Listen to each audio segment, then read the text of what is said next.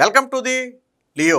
తిరుమలలో ఘోరాతి ఘోరం జరిగిన మాట వాస్తవం. చరిత్రలో ఎన్నడూ లేని విధంగా అసలు నెయ్యే కాని ఒక పదార్థంతో 20 కోట్ల లడ్డూలు చేసి హిందువులకు ప్రసాదంగా పంచిన మాట వాస్తవం. ఇది నేను చెబుతున్నది కాదు. సుప్రీంకోర్టు ఆధ్వర్యంలో ఏర్పాటు చేసిన ఏదైతే సిబిఐ సిట్టు ఉందో ఆ సిట్టు ఆధారాలతో సహా కుండ బద్దలు కొట్టింది మనందరికీ తెలుసు. ఒక రకంగా హిందువులందరూ కూడా నిర్ఘాంతపోయే పరిస్థితి. చరిత్రలో ఎన్నడూ లేని విధంగా సరే అసలు నెయ్యిలో ఏదైనా కొంచెం కల్తీ పదార్థం కలిస్తే అది వేరే విషయం. అసలు నెయ్యే కాదు 0% ఇది అంటే మిల్క్ ఫ్యాట్ 0% అంటే అసలు ఒక్క పాల చుక్క కూడా వాడకుండా ఒక నెయ్యి అనే పదార్థాన్ని తయారు చేసి దానితో లడ్డూలు చేసి హిందువులందరికీ పంచారు. ఇది ఎంత మహాపాపం అంటే ఆ వెంకటేశ్వర స్వామి కూడా మరి ఎందుకని ఇలాంటి ఘోరాలు జరుగుతుంటే మరి ఎందుకని వాళ్ళని పట్టించలేదు నాకు అర్థం కావట్లా. సరే ఆ ఘోరాల ఫలితమే మొన్న జగన్మోహన్ రెడ్డికి వచ్చిన 11 సీట్లేమో అనుకోవాలి. కానీ అయితే ఇప్పుడు వైసీపీ ఎంత నీచానికి ఒడిగెట్టిందంటే ఆల్రెడీ అడ్డంగా దొరికిపోయారు. వాళ్ళ 5 ఏళ్ల హయాంలో 60 లక్షల లీటర్ల కల్తీ నెయ్యితో, కల్తీ నెయ్యి అని కూడా అనలేము. కల్తీ నెయ్యి అంటే ఏంటి? నేతిలో ఏదైనా కొంచెం వేరే పదార్థం కలిస్తే దాన్ని కల్తీ నెయ్యి అనొచ్చు మనం.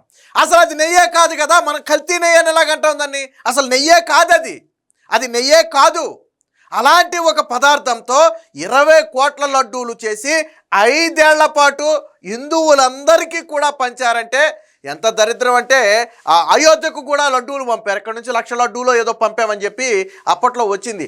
అయోధ్యకు కూడా ఈ కల్తీ లడ్డూలే పంపుంటారు నాకు తెలిసి. ఎందుకంటే 60 లక్షల లీటర్లు 5 ఏళ్లలో 20 కోట్ల లడ్డూలు తయారు చేశారు. ఎక్కడికి వెళ్ళినా ఆ లడ్డూలే కదా. సరే జరిగింది మహాపాపం.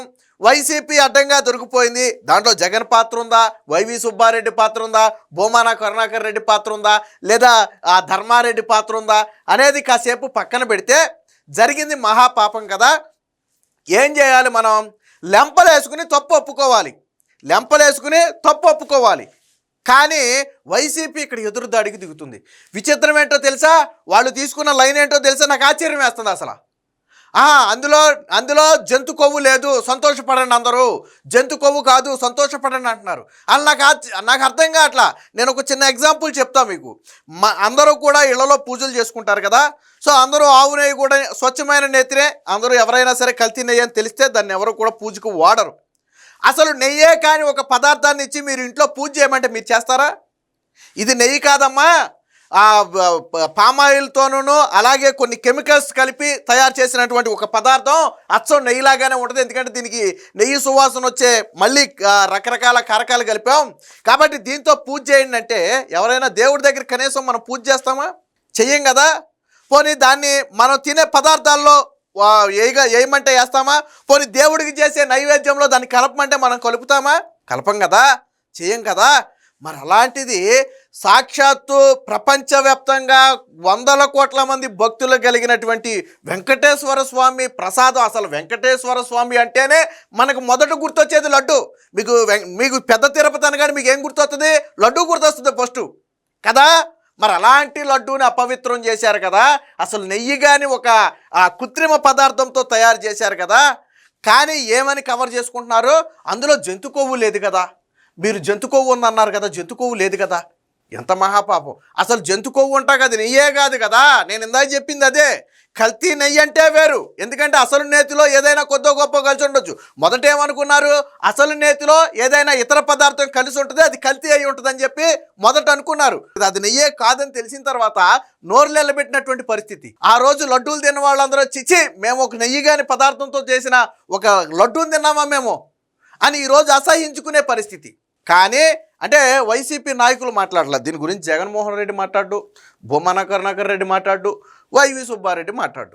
ప్రధానంగా వీళ్ళు ముగ్గురే మాట్లాడితే ఇలా ముగ్గురు కూడా సిట్ రిపోర్ట్ వచ్చిన తర్వాత మిన్నుకుండిపోయారు, నోరు మెదపట్ల.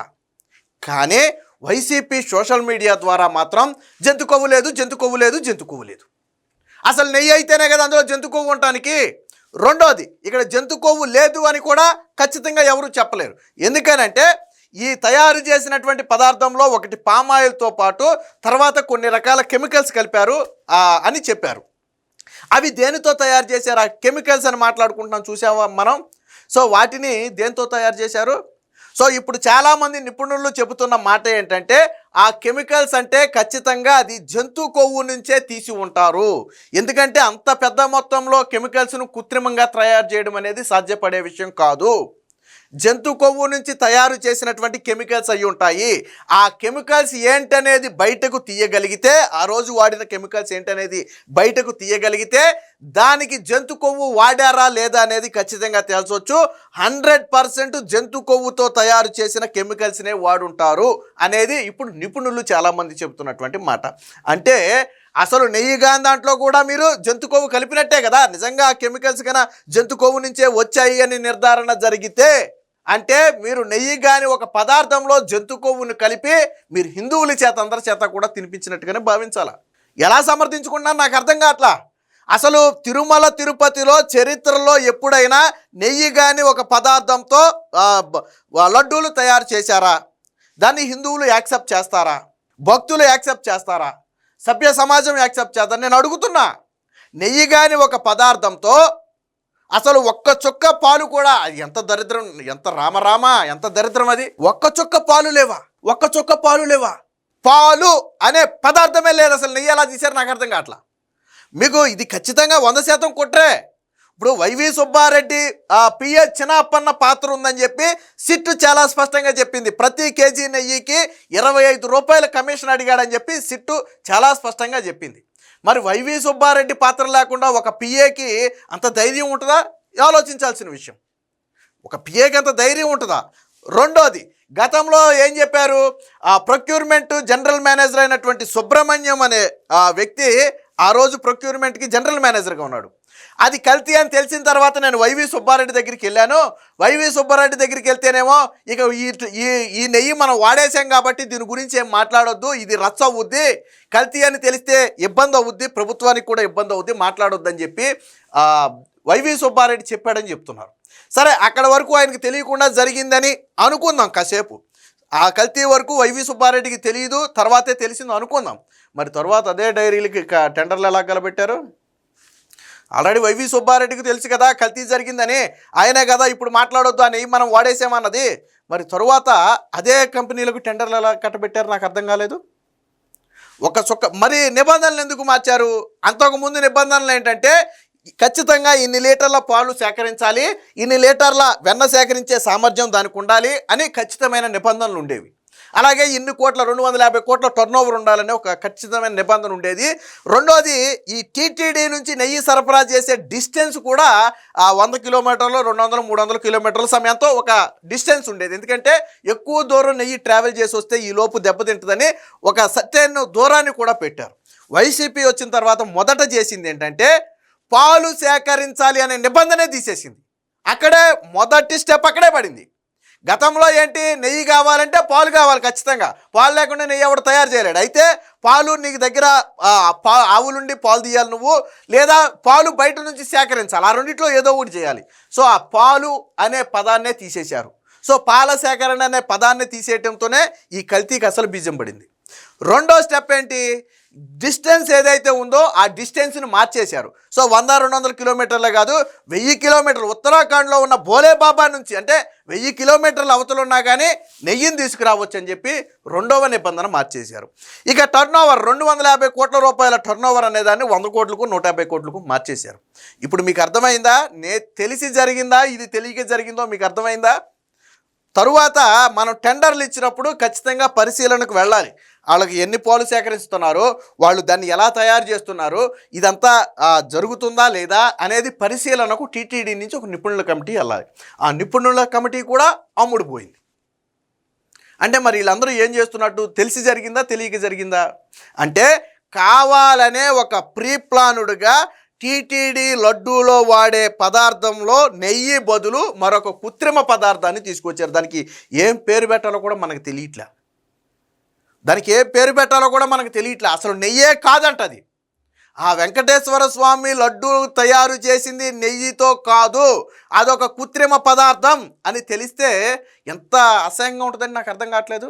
ఓసారి ఊహించుకోండి, మీరే లడ్డూ తిన్నారు, అది ఒక చుక్క పాలు కూడా లేని ఒక పదార్థంతో తయారు చేశారు, కెమికల్స్తో తయారు చేశారు, ఎలా ఉంటుంది? ఆ కెమికల్స్ ఏంటనేది తెలిస్తే అందులో జంతు కొవ్వు కలిసిందా లేదా అనేది బయటకు వస్తుంది. 100కు 100% నిపుణులు చెప్పే మాట జంతు కొవ్వు కలిసింది. ఆ కెమికల్స్ ఏంటో తెలిస్తే జంతు కొవ్వు కలిసిందా లేదా అనేది ఖచ్చితంగా తేల్చొచ్చు. ఎందుకంటే కొన్ని పదార్థాలు తయారు చేయడానికి 100కు 100% జంతు కొవ్వు వాడాలి. వాడితేనే కొన్ని కెమికల్స్ తయారు చేయగలరు. అలాంటి కెమికల్సే వీళ్ళు వాడి ఉంటారు. ఎందుకంటే కృత్రిమంగా కెమికల్స్ తయారు చేయడం అనేది అంత ఈజీ కాదు. సో అంత బల్క్లో. సో ఇది అంటే జరిగిన తప్పు వాళ్ళు ఒప్పుకోవట్లా. వీళ్ళ హయాంలో టెండర్లు మా నిబంధనలు మార్చారు, ఒప్పుకోవట్లేదు. నెయ్యి కానీ ఒక పదార్థంతో లడ్డూలు చేశారు, దాన్ని ఒప్పుకోవట్లేదు. భక్తుల మనోభావాలను దెబ్బతీశారు, దాన్ని ఒప్పుకోవట్లేదు. వీళ్ళందరికీ ఇది తెలిసే అందులో అక్కడ వెంకటేశ్వర స్వామి దగ్గర జరిగింది, అది ఒప్పుకోవట్లేదు. కానీ జంతు కొవ్వు లేదు కదా, మీరు జంతు కొవ్వు అన్నారు, జంతు కొవ్వు లేదు కదా అందులో, సంతోషపడండి. అంటే అది నెయ్యి కాకపోయినా హిందువులు బాధపడకూడదు, కెమికల్స్తో తయారు చేసినా హిందువులు బాధపడకూడదు, అసలు ఏళ్ల తరబడి వస్తున్నటువంటి చరిత్రకు తూట్లు పడిచినా హిందువులు బాధపడకూడదు. చివరికి నెయ్యి లేదు, అందులో కొవ్వు లేదు కదా, జంతు కొవ్వు లేదు కదా, సంతోషపడండి. అది వైసీపీ చెప్పే విధానం. నాకు అర్థం కాల అసలు అలా గుడ్డిగా ఎలా సమర్థిస్తున్నారు నాకు అర్థం కాల. ఒరే బాబు, అసలు అది నెయ్యే కాదు కదా, దాన్ని ఎలా సమర్థిస్తారు? లడ్డు అనే ఒక పదార్థాన్ని దేంతో తయారు చేయాలి? నెయ్యి అనే ఒక పదార్థంతో తయారు చేయాలి. మీరు నెయ్యితో తయారు చేశారు, అందులో ఏముందో ఏం లేదో కాసేపు పక్కన పెడదాం. మీరు నెయ్యితో తయారు చేశారా? చెప్పండి, ఎవడైనా సరే గుండె మీద చేసుకుని. నేను సూటిగా అడుగుతున్నా, వెంకటేశ్వర స్వామి లడ్డు అనే పదార్థాన్ని, ఆ ప్రసాదాన్ని స్వచ్ఛమైన నేతితో తయారు చేయాలి. మీరు నేతితో తయారు చేశారా? కనీసం అందులో 1% అయినా మిల్క్ ఫ్యాట్ ఉందా? 1 చుక్క పాలైనా మీరు సేకరించారా? 20 కోట్ల లడ్డూలు తయారు చేశారు 60 లక్షల నేతితో, లీటర్ల నేతితో. 1 చుక్క పాలు సేకరించి 1 లీటర్ పాలు సేకరించారా మీరు? మరి దేంతో తయారు చేశారు మీరు లడ్డు? ఎలా సమర్థించుకుంటారు దాన్ని? ఒక రకంగా అది విషయాన్ని పెట్టారు మీరు. గట్టిగా మాట్లాడుకుంటే అది అంటే ప్రజల ప్రాణాలు తీసి ఉండకపోవచ్చు, కానీ మీరు ఒక విషయాన్నే పెట్టారు. 5 ఏళ్ల పాట తెలుసో తెలియకో ఎక్కడైనా 1 ట్యాంకో 1/2 ట్యాంకో జరుగుంటే అది తెలియక జరిగిందేమోలే అనుకోవచ్చు. మీకు తెలిసే జరిగింది. అది కల్తీ అని వచ్చిన తర్వాత కూడా దానికే టెండర్లు కట్టబెట్టారు. వెళ్ళిన నిపుణుల కమిటీ మొత్తం అమ్ముడు పోయింది. వైవి సుబ్బారెడ్డి పిఏనేమో కమిషన్లు అడుగుతాడు, చిన్నప్పనేమో కమిషన్లు అడుగుతాడు. కానీ ఇప్పుడు మాత్రం అందులో జంతు కొవ్వు లేదు కదా. సిగ్గుండాలి. ఈరోజు జంతు కొవ్వు లేదు కదా అని మాట్లాడే వాళ్ళందరూ సిగ్గుతో తల దించుకోవాలి. వెంకటేశ్వర స్వామి లడ్డూని, ప్రసాదాన్ని ఏ పదార్థంతో తయారు చేయాలో మీరు సమాధానం చెప్పండి. జంతు కొవ్వు లేదు కదా, మీరు ఏ పదార్థంతో తయారు చేయాలో, ఏ పదార్థంతో తయారు చేశారు నేను అడుగుతున్నా, సమాధానం చెప్పాలా? అంత దారుణమైనటువంటి పరిస్థితుల్లో ఉండి పైగా సమర్థించుకోవటం. సో మొత్తానికి వైసీపీ పాపం అయితే పండింది. మీరు ఎన్ని కవరింగ్లు అయినా చేసుకోండి, మీరు ఎన్నైనా చేసుకోండి, ఒక విషయం స్పష్టం, వెంకటేశ్వర స్వామి లడ్డూని మీరు ఒక కల్తీ కృత్రిమ పదార్థంతో తయారు చేసిన మాట వాస్తవం. అందులో నెయ్యి లేనే లేదు. మీరు హిందువులను మోసం చేశారు, వారిని కుట్ర చేశారు, వారి మనోభావాలు దెబ్బతీశారు. ఇది 100కు 100% నిజం. ఇది ఈరోజు ప్రతి హిందువు కూడా భావిస్తున్నమాట. అందరి దేవుళ్ళు సమానమే, ఎక్కడా కూడా ఏది జరగాలని కోరుకోవట్లా. మరి ఎందుకు అంత పవిత్రమైనటువంటి ప్రపంచవ్యాప్తంగా పేరొందినటువంటి వెంకటేశ్వర స్వామి దగ్గరే ఈ స్థాయిలో కుట్ర పని చేశారు అంటే మీకు ఏ స్థాయిలో విద్వేషం ఉండాలి, ఏ స్థాయిలో దీన్ని మీరు ఇన్ఫ్లుయెన్స్ చేసి ఉండాలి? ఎంత దారుణమైన పరిస్థితి ఇది. సో కాబట్టి ఇక నుంచి మీరు కవరింగ్ ఆపేసుకోండి. మీరు వెంకటేశ్వర స్వామి లడ్డూని ఏ పదార్థంతో తయారు చేశారో ఓపెన్గా జగన్మోహన్ రెడ్డి చెప్తాడా, వైవి సుబ్బారెడ్డి చెప్తాడా, లేదా బొమాన కరుణాకర్ రెడ్డి చెప్తాడో చెప్పండి. ఏ పదార్థంతో మీరు వెంకటేశ్వర స్వామి లడ్డు తయారు చేశారు ప్రజలకు చెప్పండి. ఇదిగో ఈ పదార్థంతో లడ్డు తయారు చేశారు, ఏ పదార్థం చెప్పండి, మీరు చెప్పండి. ఇప్పుడు కూటమి ప్రభుత్వం ఉందండి, స్పష్టంగా చెప్తున్నారు, స్వచ్ఛమైన నేతితో తయారు చేస్తున్నారు లడ్డు. మీరు చెప్పండి ఏ పదార్థంతో తయారు చేశారో. మళ్ళీ దీన్ని కవర్ చేసుకోవటం. ఇక మీరు ఎన్ని డ్రామాలైనా ఆడండి, వైసీపీ కుట్ర బయటపడింది. తిరుమల తిరుపతి లడ్డూని కల్తీ చేసినటువంటి పాపం మాత్రం జగన్మోహన్ రెడ్డి మీద, వైవి సుబ్బారెడ్డి మీద, బొమాన కరుణాకర్ రెడ్డి మీద ఉంటుంది. అందులో ఎటువంటి సందేహం లేదు. Please subscribe to Leo news for more videos.